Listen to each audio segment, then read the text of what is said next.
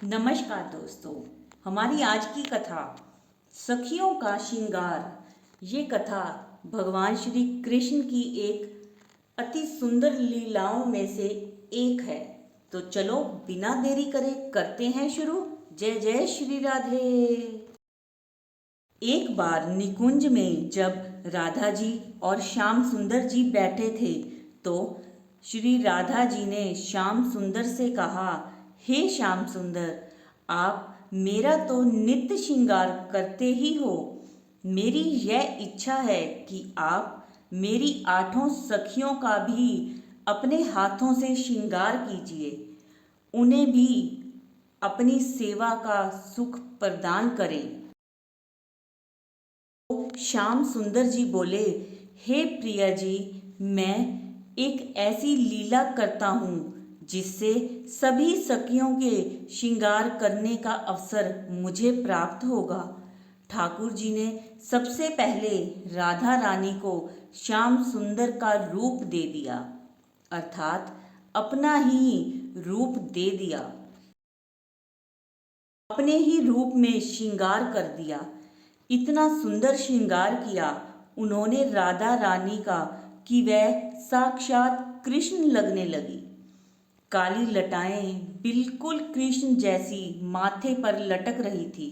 राधा रानी के स्वर्ण गौर रंग को चतुराई से कस्तूरी, गौरिक धातु आदि के मिश्रण से अपने जैसा श्याम वर्ण बना दिया। कोई नहीं पहचान सकता था कि कौन वास्तविक कृष्ण है और कौन कृष्ण वेश में राधा रानी जी हैं। अंत में श्याम सुंदर ने अपना मोर पंख भी राधा रानी की पग में लगा दिया।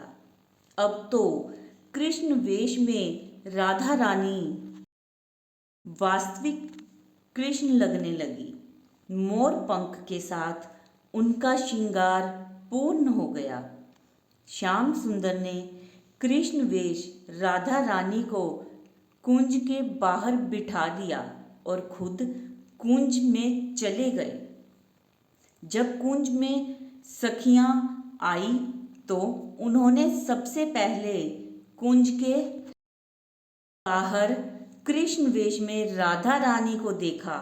उन्होंने उन्हें कृष्ण ही समझा और कहने लगी, अरे आज तो कृष्ण ने कितना सुंदर श्रृंगार किया है, परंतु सखी राधा कहाँ है? अवश्य वो भीतर कुंज में होगी। ऐसा कहकर सभी सखियां कुंज में प्रवेश कर गई। वहां वास्तविक कृष्ण बैठे थे, पर सभी सखियों ने यह समझा कि यह राधा रानी हैं, जिन्होंने कृष्ण जैसा रूप लिया है। सब आश्चर्यचकित हो गई। ललिता जी भी लीलाधर की लीला से मोहित हो गई। उन्होंने भी विश्वास कर लिया कि ये राधा रानी हैं, जिन्होंने श्याम सुंदर जैसा रूप धारण किया है। ललिता जी ने कृष्ण को राधा रानी समझ पूछा, हे सखी राधे, आज आप श्याम सुंदर का श्रृंगार कैसे कर लिया? उन्होंने इस श्रृंगार के लिए तुम्हें कैसे मना लिया? कृष्ण राधा रानी की आवाज बनाकर बोले, हे ललिते, आज जब मैं निकुंज में आ रही थी तो मेरी प्रसन्नता के लिए श्याम सुंदर ने मुझे अपना स्वरूप दे दिया। ललिता जी चकित होकर बोली, उन्होंने इतना सुंदर श्रृंगार कैसे किया? मैं भी तुम्हें पहचान नहीं पा रही हूँ।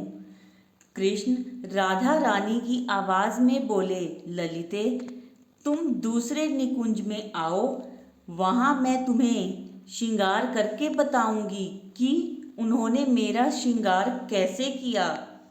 इस तरह ललिता जी कृष्ण के साथ उनको राधा रानी समझकर निकुंज में गई। वहां श्याम सुंदर ने उनका अपूर्व श्रृंगार किया। ललिता जी यही समझती रही कि यह राधा रानी हैं। जब दोनों निकुंज से बाहर आए तो ललिता जी का श्रृंगार देख सभी सखियों के मन में हुआ कि राधा रानी हमारा भी श्रृंगार कर दे। सब कृष्ण को राधा रानी समझ रही थी, क्योंकि वे राधा रानी की आवाज में बात कर रहे थे। जब सबका श्रृंगार हो गया तो सब निकुंज से बाहर आकर कृष्ण वेश में राधा रानी से मिली। अपनी सखियों को इतना सुंदर श्रृंगार कर आया देख राधा रानी खुद छुपा नहीं पाई, वह बहुत प्रसन्न हो गई। तब श्याम सुंदर ने भी हंस के भेद खोल दिया कि सखियों, मैं ही कृष्ण हूँ, तुम सबका श्रृंगार मैंने ही किया है। राधा रानी की इच्छा थी कि आज मैं अपने हाथों से तुम सबका श्रृंगार करूं। ऐसे तो तुम संकोच करती, इसीलिए हमने यह लीला रची, जिसमें सखियों ने भी हंसकर कहा, आज तो छलिए ने हमें छल लिया। जय जय श्री राधे, जय जय श्री राधे। तो दोस्तों, ये थी हमारी आज की लीला कि किस तरह भगवान कृष्ण और राधा रानी ने मिलकर उनकी 8 सखियों के साथ ये लीला रची। एक अद्भुत लीला कैसी लगी कमेंट्स में ज़रूर बताएं और एक बार जय जय श्री राधे ज़रूर लिखें। धन्यवाद।